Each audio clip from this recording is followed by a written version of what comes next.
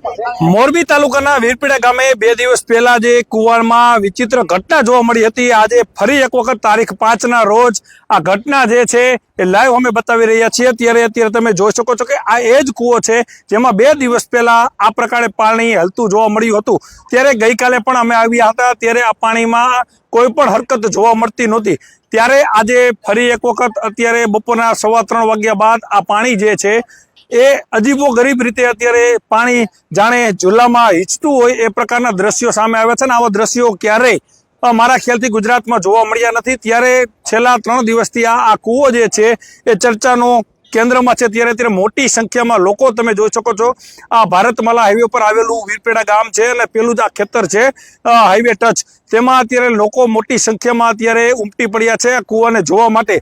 ત્યારે આપણી સાથે આ ઘટનાનો સૌથી પહેલો જેને વિડીયો બનાવ્યો હતો એ વ્યક્તિ એટલે કે જીતુભાઈ સાદરિયા આપણી સાથે જોડાયા છે। જીતુભાઈ, પરમ દિવસે તમે વિડીયો સૌથી પહેલા મને આપ્યો હતો અને ત્યારબાદ ગઈકાલે આમાં કોઈ હરકત નહોતી, આજે ફરી હરકત છે, શું કહેશો? મેં તમને પરમ દિવસે વિડીયો આપ્યો, આખા ગુજરાતમાં નહીં આખા ભારતમાં એ વિડીયો વાયરલ થઈ ગયો અને ગઈકાલના દિવસે આખો દી કૂવો શાંત હતો।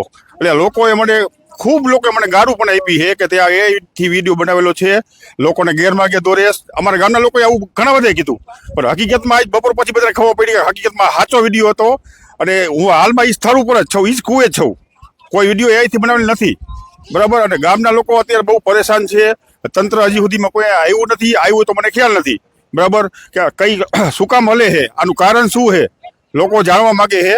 અને નંબર બીજામાં કે 2001માં જે ભૂકંપ આવ્યો હતો ને એ આ એરિયામાં બહુ મોટા પાયે ભૂકંપ આવ્યો હતો, અમારા ગામની અંદર પણ ઘણા બધા મૃત્યુ પામ્યા હતા લોકો।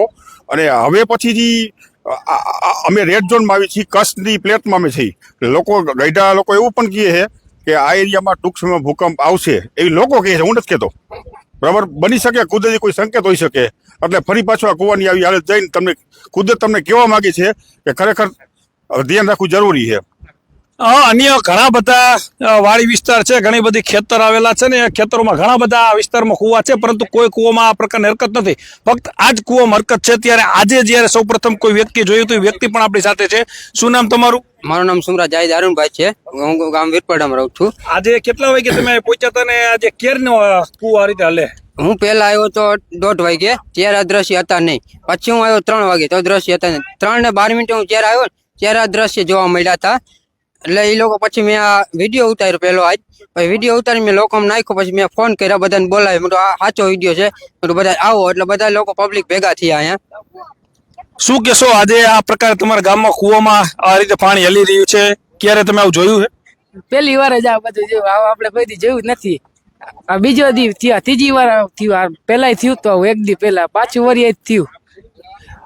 કહી શકાય કે આ રહસ્યમય રીતે પાણી હલી રહ્યું છે। ક્યાંક ને ક્યાંક લોકો એવું પણ કહી રહ્યા છે કે પાણી હલવા પાછળ ક્યાંક ને ક્યાંક આ ભૂકંપની આગામી દિવસોમાં આગામ ચેતવણી હોઈ શકે, પરંતુ એક પણ કૂવાની અંદર આ ગામની અંદર આ સ્થિતિ નથી, પરંતુ આ સ્થિતિ આ એક જ કૂવાની અંદર છે ને આ કૂવાની અંદર પાણી જે રીતે હાલક ડોલક થઈ રહ્યું છે, આજે આપણે નરી આંખે જોયું છે ને 2 દિવસ પહેલા આપણે ફક્ત વિડીયો જોયો હતો, પરંતુ આજે પણ આ પ્રકારની હરકત જોવા માટે મોટી સંખ્યામાં લોકો ઉમટ્યા છે।